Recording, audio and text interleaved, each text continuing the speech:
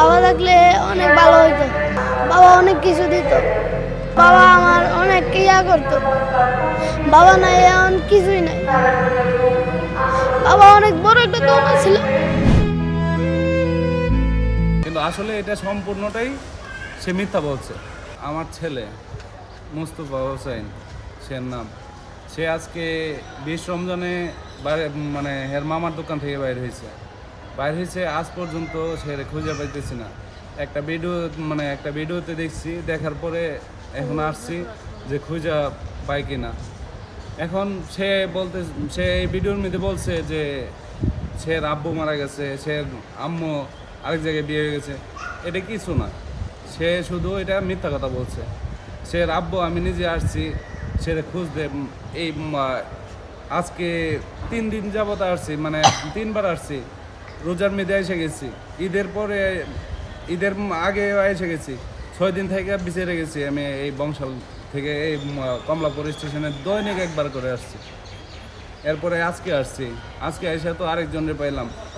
এখন আমার ছেলের তো আর পাইতেছি না। এখন আল্লাহ যদি অশেষ রহমত হয় এবং সবার মাধ্যমে যদি আমি আল্লাহ দিলে আমার ছেলেকে পাই, তাহলে আলহামদুলিল্লাহ আমি অনেকটাই সন্তুষ্ট বোধ করবো। এবং সে কমলাপুর থেকে বই বিক্রি করে, যা ভিডিওতে দেখছি। সে ম্যাজিক বই বিক্রি করে এখানে থাকে। এখন হ্যাঁ আম্মু আব্বুর যে কী অবস্থা, মানে আমি যে কী অবস্থাতে আসছি এখানে, আমি সিএনজি চালাই। সে নিজেও জানে যে আমি সিএনজি চালাই এবং আমার কতটুকু ইয়া থাকে। এবং সে 3 ভাই আছে বাড়িতে, সে হলো বড়।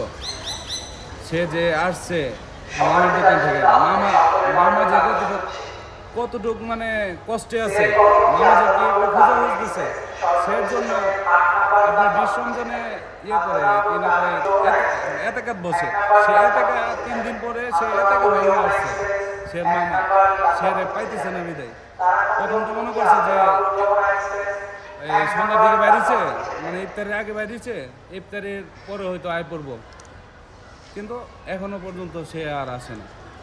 সে এখন কোথায় আছে, কি করতেছে, কি আসবে, এটা একমাত্র আল্লাহ তাআলাই জানে।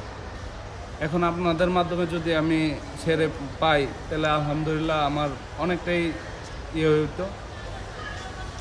আপনারা যে ভিডিওটা দেখে আসছিলেন, আসলে ভিডিওতে সে কি বলছে?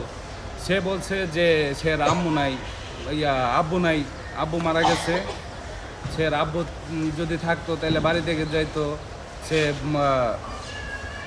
কিনা ঈদ করতো। কিন্তু আসলে এটা সম্পূর্ণটাই সে মিথ্যা বলছে, বানোয়াট সবটা, সত্য কথা বলে নাই। সে বলছে যে হ্যাঁ রাম্মুর আরেক জায়গায় বিয়ে গেছে। সে রাম্মু কানতে মানে কী কমো, প্রত্যেক দিন মানে কাজ কামে তো মন বসেই না, এই শুধু সে চিন্তায় আছে।